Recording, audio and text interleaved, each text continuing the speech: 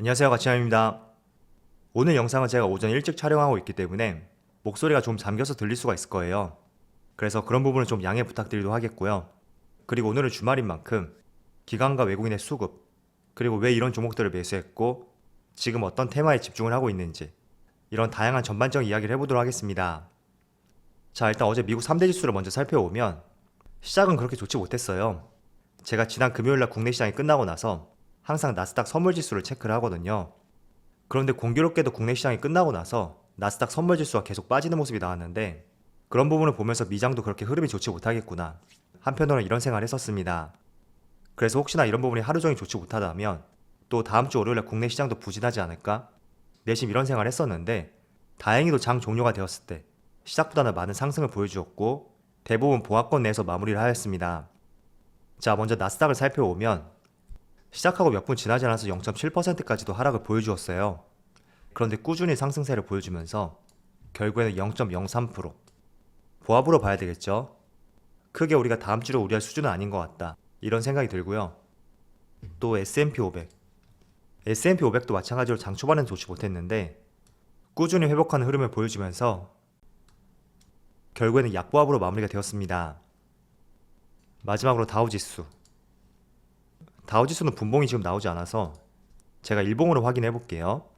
자, 다우지수도 마찬가지로 오늘 보합으로 마무리가 되었고 전체적으로 미국 3대 지수를 살펴봤을 때 3,000명을 넘은 코로나 확진자 수가 변수로 작용할 수는 있겠지만 전반적인 글로벌 시장 자체를 봤을 때는 크게 걱정할 필요는 없을 것 같습니다. 그래서 언제나 긍정적인 생각을 하듯이 다음 주도 긍정적인 한 주가 되기를 기원해 보겠습니다. 자, 지금부터는 지난주에 기관과 외국인은 어떤 종목을 많이 매수했는지 확인해 보면서 여기에 대해서 어떤 매매 힌트를 한번 얻어보도록 하겠습니다.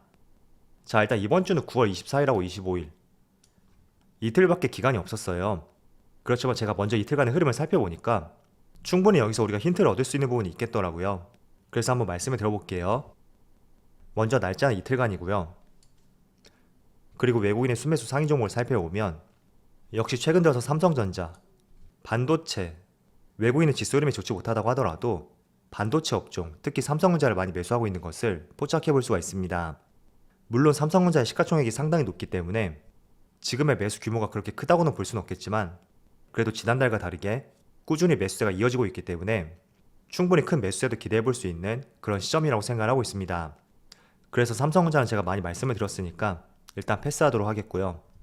두 번째가 SK이노베이션, 그리고 LG화학, 네이버, 카카오뱅크, KB금융 이런 종목을 매수했는데 일단 KB금융 같은 경우에는 제가 이틀 전에도 말씀을 드렸듯이 금리 인상에 대한 기대감, 여기에 대한 기대감이 공존하는 종목이라고 볼 수가 있습니다. 물론 카카오뱅크도 마찬가지고요.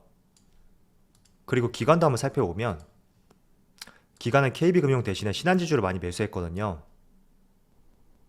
그래서 이 세 종목을 세트로 묶어서 말씀을 드리면 어쨌든 카카오뱅크가 최근에 블록데이 이슈라든지 또 보호예금 물량 해제 이런 좋지 못한 이슈 때문에 주가가 많이 급락이 나오고 있었지만 그래도 KB금융하고 신한지주, 카카오뱅크 이 세 개 종목을 묶어서 한번 생각해 볼 필요가 있다, 저는 이렇게 생각이 들고, 그리고 묶을 수 있는 하나의 주제는 금리 인상이다, 이렇게 설명을 할 수가 있습니다. 지난 9월 FMC에서 금리 인상이 2023년이 아니라 조금 더 빠르게 내년부터 진행할 수 있다는 그런 가능성이 열렸고, 또 금융주는 성격상 고배당주에 분류가 되기 때문에 항상 연말로 갈수록 주가의 상승이 기대가 될 수 있는 그런 대표적인 업종이었습니다. 그래서 그런 맥락 하에서 지금 카카오뱅크하고 KB금융, 그리고 기관은 신한지주 이런 종목들을 매수하는 것 같고요. 여러분들도 그런 관점에서 한번 같이 지켜보신다면 좋을 것 같네요. 자, 그리고 SK이노베이션, 제가 이 종목에 대해서 한번 말씀을 드려볼게요. 먼저 차트를 보면, 자, SK이노베이션의 차트를 보시면 사실 정말 말도 많고 탈도 많은 종목 중에 하나라고 생각이 돼요. LG화학과의 소송이 해결이 되면서 이제는 불안한 재료가 떨쳐졌구나, 그런 생각이 들었었지만 한편으로는 새롭게 분할 이슈가 번지면서 다시 한번 주가의 실현을 겪고 있는 대표적인 종목이라고 볼 수가 있습니다. 그리고 차트를 조금만 확대해보면 아마 이때일 거예요. 날짜가 9월 15일. 이때 아마 주주총회에서 분할을 확정지었고 그 때문에 이틀 동안의 주가에 급락이 나왔습니다. 그렇지만 추석 전 금요일부터 목요일, 그리고 이번 주 금요일 3일 동안의 양봉을 보여주면서 지수가 그렇게 썩 좋지 못한 상황이었지만 나름대로 좋은 모습을 보여주고 있거든요. 자, 그리고 다른 종목 한번 살펴볼게요. S51. 이 종목도 차트를 조금만 확대해보면 전체적으로 봤을 때 8월 중순부터 이렇게 주가가 우상향하는 흐름을 보여주고 있고, 또 직전 고점 라인까지 주가가 다시 회복이 되었다는 것을 확인해 볼 수가 있습니다. 자, 지금 이 두 종목은 공통점이 있죠. 바로 유가라는 공통점이 있는데, 지금 국제 유가의 차트를 보시면 좌측이 3개월간의 차트고요. 우측은 1년, 12개월이에요. 자, 그런데 차트 흐름을 보면 정말 8월 중순에 이렇게 한번 바닥을 형성하고 다시 전고점까지 유가가 가파르게 상승하는 흐름을 보여주고 있습니다. 그리고 지난 금요일에도 0.9%의 상승이 나왔거든요. 그리고 1년간의 흐름을 보더라도 전체적인 우상향 흐름을 보여주고 있고 직전 고점을 돌파하기 직전이라는 것을 체크해 볼 수가 있습니다. 자, 그런 측면에서 조금 전에 보여드렸던 SK이노베이션 그리고 S51 같이 한번 적용을 해볼 수가 있거든요. 지금 SK이노베이션 같은 경우는 석유 사업뿐만 아니라 2차전지 사업까지 동시에 병행을 하고 있기 때문에 지금 S51에 비해서 유가가 크게 반영되지 않고 있다, 이렇게 볼 수가 있습니다. 물론 S51은 전체적으로 정유 사업을 하고 있기 때문에 유가가 굉장히 민감하게 주가에 반영이 될 수가 있거든요. 그래서 최근에 흐름세를 보니까 유가가 조금 더 상승할 여지가 충분히 있다, 저는 이런 판단이 되었고, 그런 맥락하에서 SK이노베이션하고 S51 한번 다음 주에 관심 종목으로서 지켜보는 것도 좋은 전략이 될 것 같습니다. 그래서 이 두 종목은 철저하게 대형주에 포함이 되기 때문에 너무 큰 수익보다는 지금 트렌드에 맞고 또 기관과 외국인의 수급이 들어오고 있고 짧게 스윙 투자의 관점으로서 지켜보기에 좋은 종목이니까 그런 관점으로서 한번 지켜보셨으면 좋겠습니다. 자, 그리고 대형주 외에 조금은 작은 종목, 제가 지난번에 중앙에너비스에 대해서도 한번 말씀을 드렸습니다. 이 종목도 지난번에 유가의 상승과 함께 한번 상한가가 나왔는데 한 3일 정도 쉬어가고 있죠. 충분히 유가의 상승이 이어진다면 쉬어가는 구간을 거치고 난 뒤에 다시 한번 크게 반등이 나올 수 있는 그런 종목이라고 생각이 되니까 조금 전에 대형주 두 종목하고 지금 보시는 중앙에너비스 이 종목도 같이 한번 연결해 줘서 보신다면 좋을 것 같습니다. 자, 제가 조금 전에 여러분들에게 설명을 드릴 때 날짜를 실수한 부분이 있더라고요. 지난주 목요일이 23일이었는데 제가 24일부터 25일까지로 기간을 잘못 설정을 했더라고요. 그래서 영상을 다시 찍기도 그렇고 또 크게 종목들이 변화한 것이 없기 때문에 같이 한번 연결해 줘서 말씀을 드려볼게요. 자, 어쨌든 삼성전자하고 SK이노베이션 이 두 종목하고 신한지주, 카카오뱅크, KB금융 이런 종목에 대해서는 말씀을 드렸고, 또 한번 살펴볼 수 있는 것이 네이버하고 카카오 이 두 종목이 많은 수량은 아니지만 오랜만에 외국인 순매수 상위 종목에 동시에 잡혔습니다. 그래서 다음 주에도 외국인의 순매수가 크지 않다고 하더라도 지금처럼만 적정 수준을 유지해준다면 바닥을 다져가는 것도 한번 기대를 해볼 수가 있을 것 같습니다. 그리고 LG화학과 SK바이오사이언스는 이슈가 있었어요. 먼저 SK바이오사이언스의 이슈를 살펴보면 SK바이오사이언스가 아스트라제네카 뿐만 아니라 코로나 백신으로서 위탁 생산하고 있는 노바백스 백신, 지금 이게 WHO에 긴급 사용 신청이 되었다는 그런 기사가 나왔습니다. 그래서 이런 부분이 SK바이오사이언스의 기대감을 높였다고 볼 수가 있고, 그 때문에 외국인의 순매수도 연결이 되었다고 이어서 정리를 해볼 수가 있습니다. 그리고 LG화학 같은 경우에는 지난번에 8% 이상의 급등이 나왔어요. 그때 장중에는 어떤 재료가 나오지 않았었는데 장이 끝나고 나서 기사를 살펴보니까 GM의 배터리를 다시 공급한다는 이런 소식이 나무리해서 외국인의 강한 순매수와 함께 주가에 급등이 나왔습니다. 그래서 지금 LG화학의 차트를 보시면 제가 지난번에도 말씀을 드렸지만 지금 바닥을 다져가고 있고 저점 70만원 구간을 이탈하지 않을 것이라고 보여지고 있거든요. 자, 그렇지만 과거에 지지와 저항 역할을 했었던 77만원 부근 한 번, 두 번의 저항이 있었고 또 두 번의 지지 역할이 있었습니다. 그래서 지금 그 부분에서 또 주가가 맞고 내려올 수가 있으니까 이 부분을 유심히 한번 관찰해 보시고요. 그렇다고 하지만 저는 지난 70만원 부근 여기에 부근은 두 번 정도의 지지 역할을 해주었기 때문에 이 안에서는 횡보할 수는 있어도 주가가 계속 하락세로 연결이 되는 그런 모습은 나오지 않을 것 같습니다. 자, 그리고 기관도 한번 살펴볼게요. 기관은 대한항공, 현대중공업, 크래프톤, S51, LG화학, 신한지주 이런 종목들을 많이 매수했죠.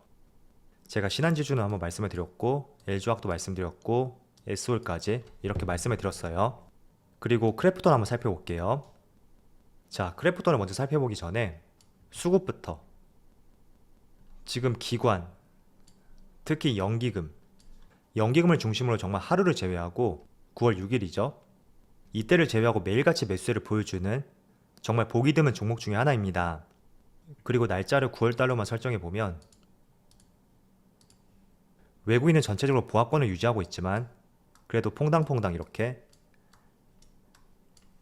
기관과 마찬가지로 매수세를 보여주고 있습니다. 자, 그리고 차트를 한번 살펴보면 제가 라인을 한번 그어볼게요. 지금 과거에 50만원 초반 부근 여기에서 2번 정도의 저항이 있었고 지금이 3번째 이 부근을 돌파하려는 시도를 보여주고 있습니다. 자, 일단 크래프톤은 신작 게임에 대해서 흥행 가능성이 지금 제기가 되고 있어요. 그래서 목표 주가를 올려잡은 것도 있고 이런 부분 때문에 아마도 기관 쪽에서 계속 매수세가 연결이 되고 있다고 그렇게 보여지는 것 같습니다. 반면에 단점을 하나 뽑아보자면 끝나지 않은 보호예수 물량 주기적으로 나올 수가 있기 때문에 그 순간으로 하여금 주가가 계속 출렁이는 모습이 보일 수도 있습니다. 그리고 또 한 가지는 아마 이 종목의 공모가가 49만원이었을 거예요. 제가 정확하게는 기억이 안 나는데 어쨌든 49만원이라는 소리는 제가 조금 전에 저항선으로 선을 그었던 50만원 이 근처라고 볼 수가 있습니다.